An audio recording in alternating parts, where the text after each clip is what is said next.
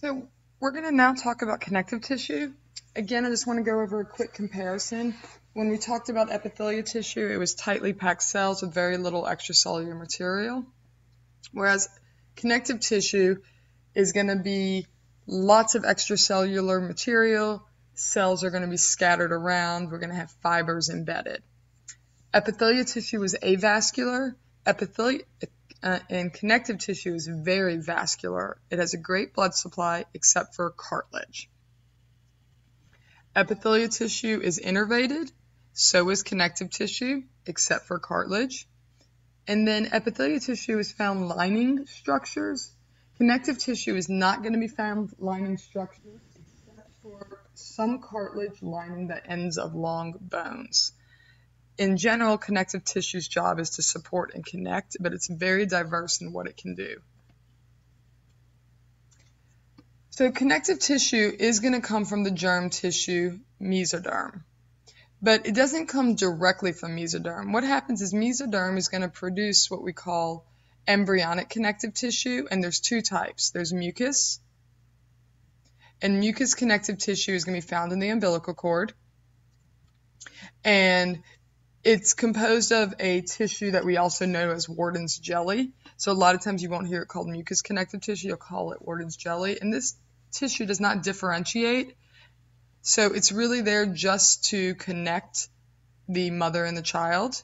But since the cells are these great stem cells, the doctors will often harvest them for later stem cell research to force them into a differentiation. Then we have our other embryonic connective tissue that comes from mesoderm,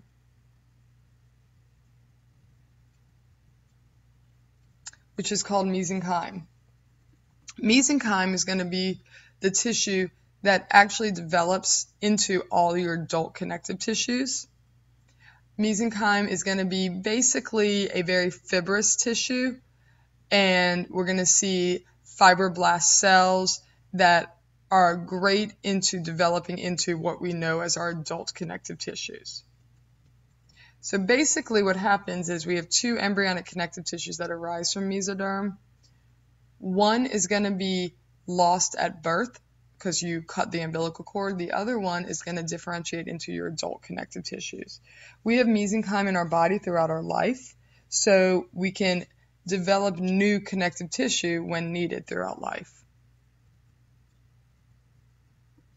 Now, connective tissue has a very complicated setup. So the components, it's really important to understand how connective tissue is built. So connective tissue is going to be made up of cells.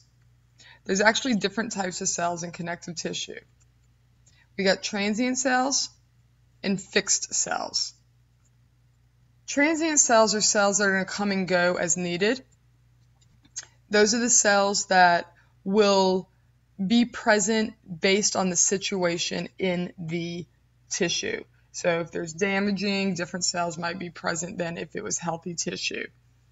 Transient cells can be pretty much any single cell in the body. Now, fixed cells are cells that are going to be present throughout the tissue's duration in the body. And there's three major fixed cells that we talk about with their suffixes. The first one is called blast. Blasts are fixed cells that actually build the tissue. They create the tissue. And we have sites. Sites are fixed cells that maintain the tissue. They do daily upkeep. And we have clast. Clast are the fixed cells that will actually break down and remodel the tissue.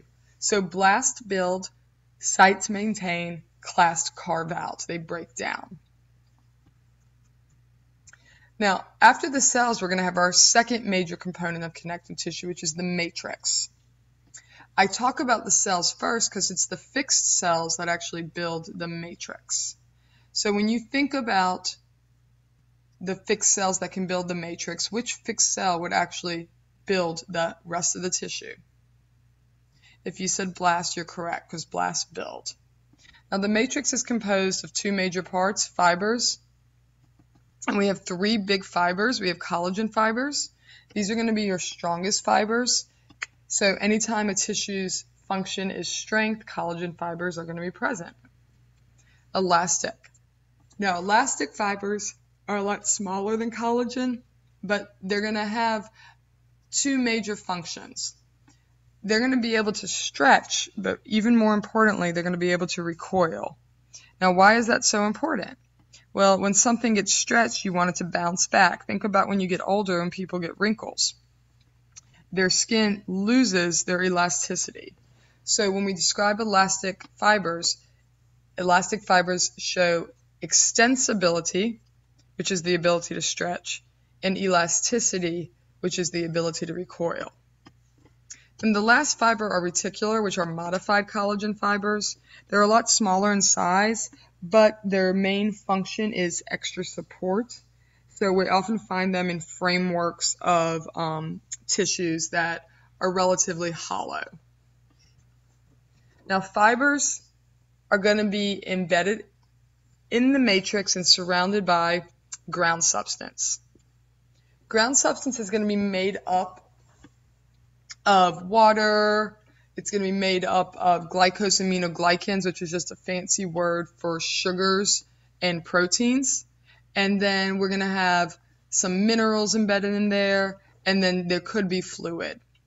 Now, the ground substance can be solid, such as bones, ground substance. Ground substance can be liquid, such as blood, or it can be what we consider gel-like, which is many of the other tissues we're going to talk about. So when we discuss connective tissues, all connective tissues have two major parts. They have cells, and then they have the matrix. The cells are going to make the matrix, and within the matrix, we're going to have fibers and ground substance. The ground substance is basically the glue that holds all the fibers and the cells together. So when we look at this picture, what we're seeing is all the things that could possibly be present in a connective tissue. So we have the reticular fibers. Those are the more framework fibers. They're going to be providing support in smaller structures in the body. Collagen fibers, these are the really strong and large ones. They're going to be used in tissues that need to give extra strength. Elastic fibers are great for stretching and recoiling, stretching being extensibility, recoiling being elasticity. Okay, the ground substance is going to surround all the fibers as well as the cells. It can be made up of different basic proteins and sugars, and it's the supportive mechanism that glues everything together. It's an adhering mechanism. Now, all the different cells that are present, the cells that are present are going to be named based off of their function. So we can see any cell that ends in blast are going to be cells that can be present at any time. So fibroblasts are going to be cells that produce fibers, so the collagen, the elastic, and the reticular. Then we have the adipocytes. Cytes, remember, are cells that maintain, so adipocytes are going to be cells that maintain fat. Okay. And then we have other cells that may or may not be present at any time. So in this picture, they're showing you neutrophils and eosinophils, which are just blood cells. We have plasma cells, which are going to help secrete antibodies for protection and immunity. We have mast cells, which produce histamines, basically SOS signals that alert your body something's going on. And then we have macrophages, which are modified white blood cells that basically eat debris. Okay, the fibroblasts and the adipocytes can be fixed cells, or they can be transient. Any cell in your body can be a transient cell.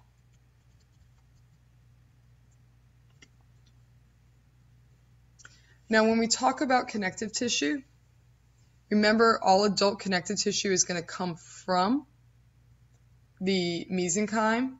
So if you hear a question that says adult connective tissue arises from which germ tissue, remember germ rhymes with derm, so it would be mesoderm. But if the question was adult connective tissue comes from which embryonic connective tissue, it would be mesenchyme.